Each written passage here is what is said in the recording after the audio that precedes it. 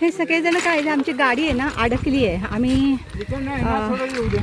बिलगावचा नादबाबा आश्रम आहे ना तिथून चाललो होतो आणि आमची गाडी अडकली आणि ह्या इकडचा रस्ता ह्यानी जायला पाहिजे होतं. ही गाडी आहे आणि सगळी मंडळी इथे खाली पोहत होती आणि काही जण या 2 चाकीवर जात होते. या सगळ्यांनी आम्हाला फार मदत केली. आम्ही सगळ्यांनी ते शेवटी ही गाडी जाण्यासाठी सगळ्या जे दगड आहेत ते थोडेसे ढिगारे आहेत ते थोडेसे सपाट केले. आता बघूया ही कशी गाडी निघते आहे ते.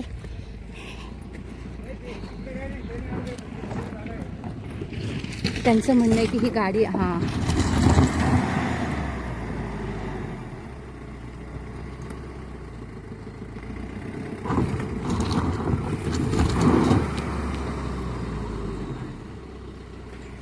पुन्हा मदत करावं लागेल. नर्मदा आहे बरं का. आम्ही बिलगावहून आता भाबरी आश्रमला चाललो आहे. रस्ता अतिशय कठीण होता, म्हणजे अजून तयार होतो आहे त्याच्यामुळे कठीण वाटलं. आणि ही नर्मदा मैया आहे. आम्ही बिलगाव शूलपाणी झाडी तिथून चाललो आहे भाबरी आश्रमला, जे भेट देण्यासाठी चाललो आहे. पण किती सुंदर आहे, एकदम मस्त. सगळीकडून डोंगर डोंगर, मध्ये असं बेटसारखं झालेलं आहे आणि हे सगळे डोंगर. आणि आम्ही या गाडीने आलेलो आहोत.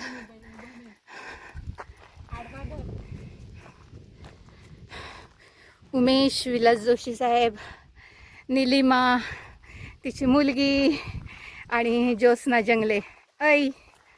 ज्योत्स्ना जंगले. तर हे आम्ही एवढे सगळेजण आणि मी ऑफकोर्स मी आणि आणि आमचे त्यांनी खूप मदत केली आहे, कारण ते थोडंसं अवघडच होतं जरा.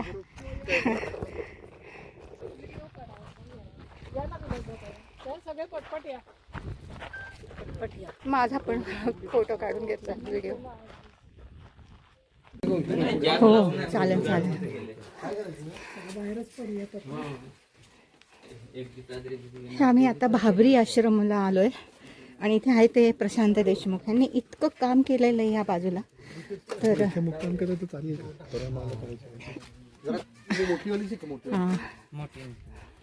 हे बघ, हे जे आहेत ना हे IT इंजिनियर आहे, पुण्याला होते, म्हणजे मूळचे आहेत सांगलीचे. आणि ते दाखवत आहेत आता. हे एक छोटंसं जन्मलेला मारुती आहे. हा नर्मदाच्या किनाऱ्यावरचा आश्रम आहे.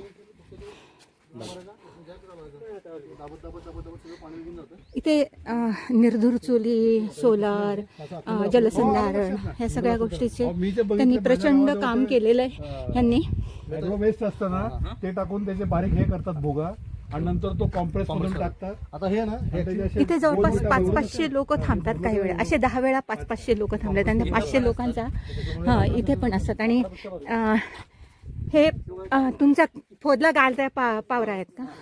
आता हे असं हे पहा, हे 4-5 ठिकाणी थांबतात. त्यांच्या घरात थांबतात, सगळीकडे थांबतात. असे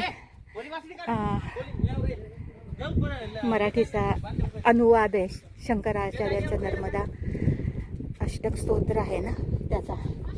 आणि हे महाराष्ट्रात आहे, धडगावच्या पुढच्या बाजूला, जरा खूप अडचणीचं आहे.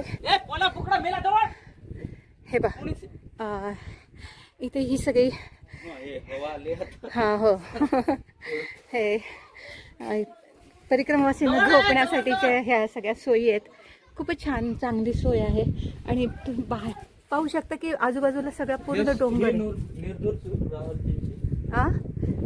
चूल आहे ना.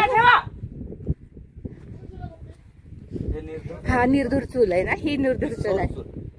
हा, आणि ती सौर चूल.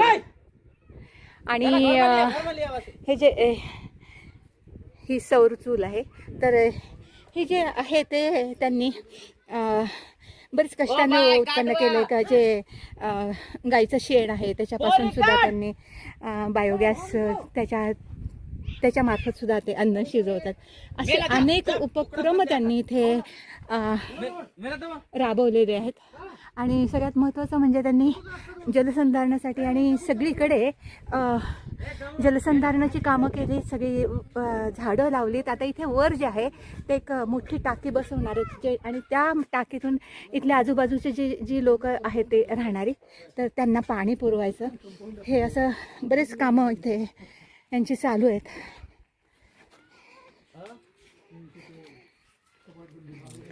हे जे लोक आहेत हे 7 भाऊ आणि 7 बहीण असं आहेत, म्हणजे एकूण 14 आहेत.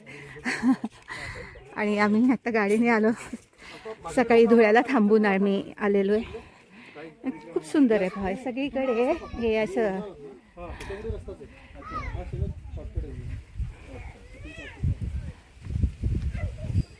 अतिशय सुंदर असं नर्मदा आश्रम आहे. नर्मदे हर नर्मदे हर नर्मदे हर.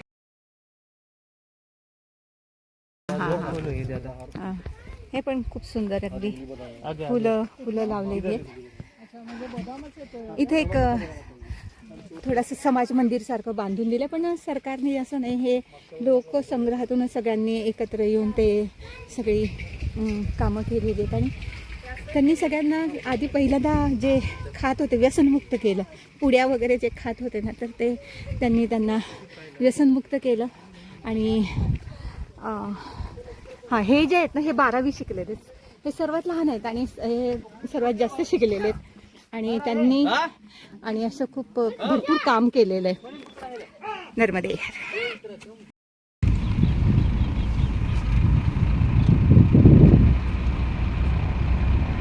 बरंच पाणी कमी झालंय पण नाही.